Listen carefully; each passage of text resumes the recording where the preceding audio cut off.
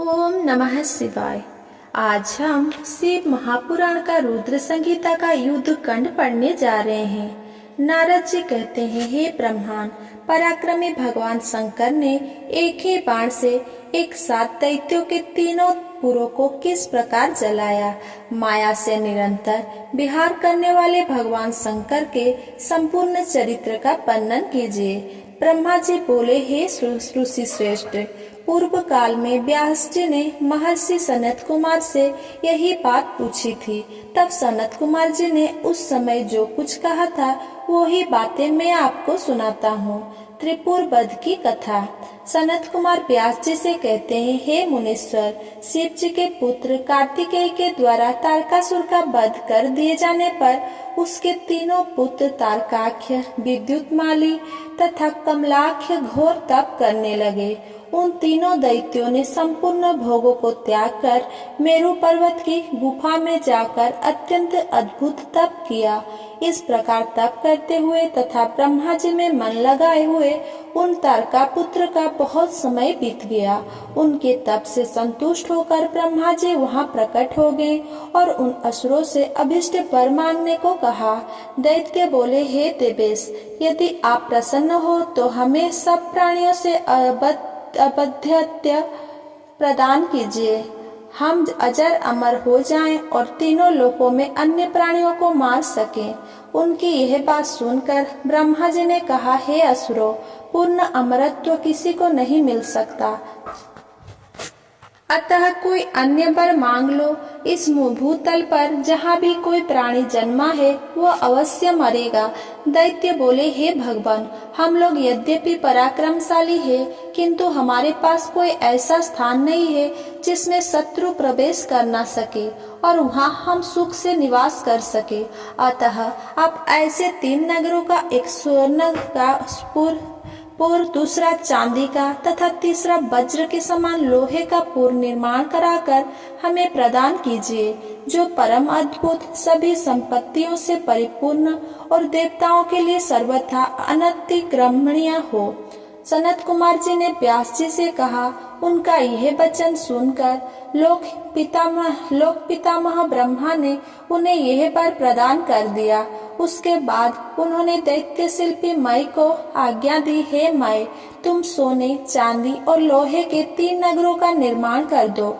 मई को यह आज्ञा प्रदान कर ब्रह्मा जी अपने लोक को चले गए।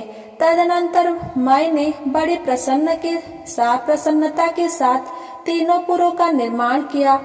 ये तीनों पुर क्रम से स्वर्ग में, आकाश में एवं भूलोक में अवस्थित हुए।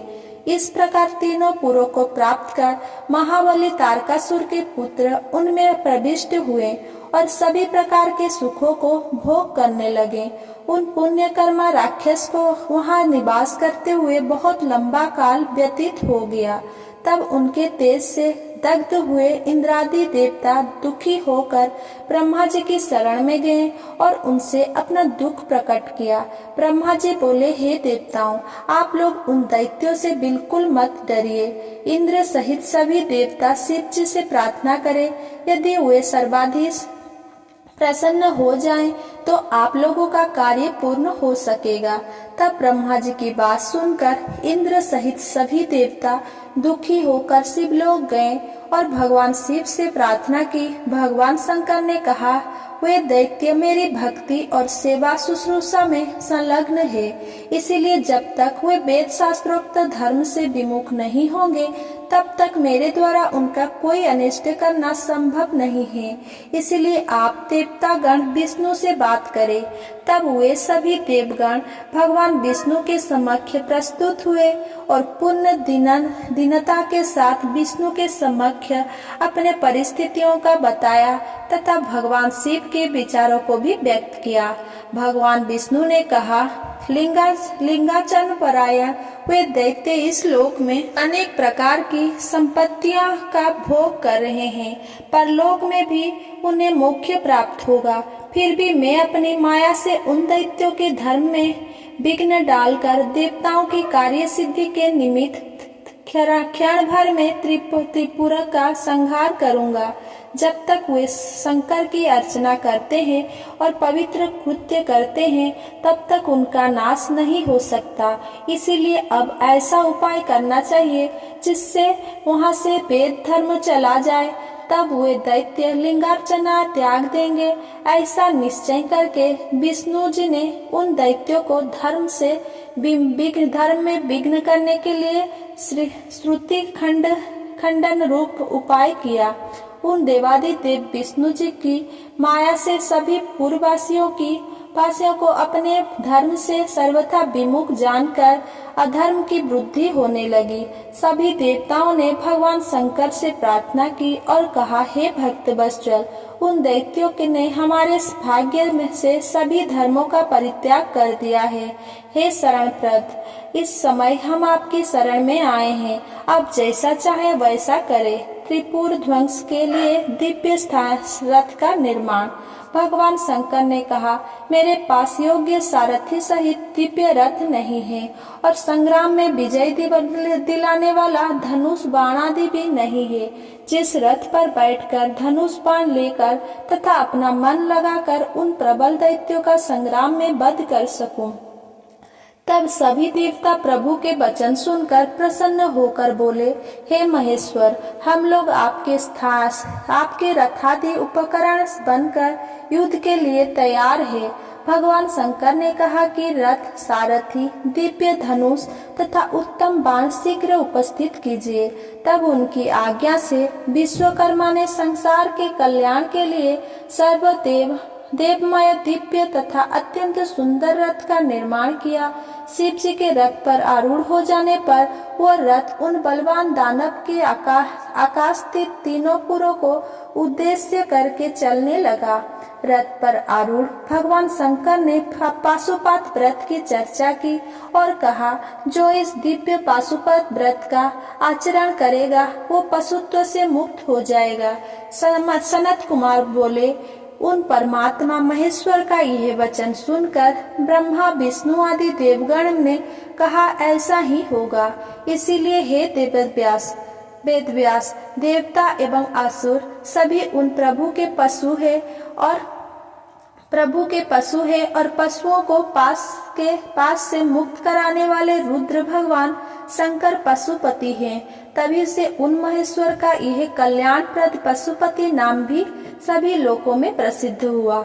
सनत कुमार जी कहते हैं, व्यास जी, इसके बाद महादेव शंभु समस्त युद्ध सामग्रियों से युक्त हो उस रथ पर बैठकर त्रिपुर के दैत्यों को दग्ध करने के लिए उद्यत हुए। पर उस कार्य में गणेश जी के द्वारा विघ्न होने पर एक अत्यंत मनोहर आकाशवाणी शंकर जी ने सुनी, हे भगवान, जब तक आप इन गणेश जी का पूजन नहीं करेंगे तब तक आप त्रिपुर का नाश नहीं कर सकेंगे। यह वचन सुनकर सदाशिव ने भद्रकाली को बुलाकर गणेश जी का पूजन किया। जब महादेव जी गणेश का पूजन कर स्थित हो गए, उसी समय वे तीनों पुर शीघ्र ही एक में मिल गए। उसी समय जगतपति ब्रह्मा तथा विष्णु ने कहा, हे महेश्वर, अब इन दैत्य तारकापुत्र का वध का समय उपस्थित हो गया है, क्योंकि इनके तीनों पुर एक स्थान में आ गए हैं। जब तक ये तीनों पुर एक दूसरे से अलग नहीं होते तब तक आप बाण छोड़िए और त्रिपुरों को भस्म कर दीजिए। शिव जी के द्वारा छोड़े गए तीव्रगामी उस विष्णुमय बाण ने त्रिपुर में रहने वाले उन तीनों दैत्यों को दग्ध कर दिया। इसके साथ ही सैकड़ों दैत्य हाहाकार करते हुए उस बाणों की अग्नि से भस्म हो गए। जिस प्रकार कल्पांत में जगत भस्म हो जाता है, उसी प्रकार उस अग्नि ने केवल विश्वकर्मा माई दानव को छोड़कर सभी को भस्म कर दिया। महेश्वर के शरणागत होने पर नाशकारक पतन नहीं होता है। इसीलिए सब पुरुषों को ध्यान पूर्वक यह यत्न करना चाहिए जिससे भगवान शंकर में भक्ति बढ़े। इसके अनंतर ब्रह्मा, विष्णु आदि सभी देवताओं ने भगवान शंकर की स्तुति की। शिव जी ने प्रसन्न होकर उन्हें मनोभिलाषित वर प्रदान किया। भगवान शिव द्वारा मई को वरदान। सनत कुमार जी कहते हैं, उसी समय मई दानव प्रेम पूर्वक गदगद वाणी से उनकी स्तुति करने लगा। शिव जी ने प्रसन्न होकर मई दानव से वर मांगने को कहा। मैंने कहा, हे देवदेव, यदि आप मुझ पर प्रसन्न हो तो मुझे अपनी शाश्वती भक्ति प्रदान कीजिए। मुझ में कभी भी असुर भाव ना रहे। हे नाथ, मैं आपके शुभ भजन में मग्न रहूं। भगवान महेश्वर प्रसन्न होकर बोले, तुम मेरी आज्ञा से अपने परिवार सहित स्वर्गलोक से भी मनोहर बीतलोक में जाओ तथा निर्भय होकर वहाँ रहो।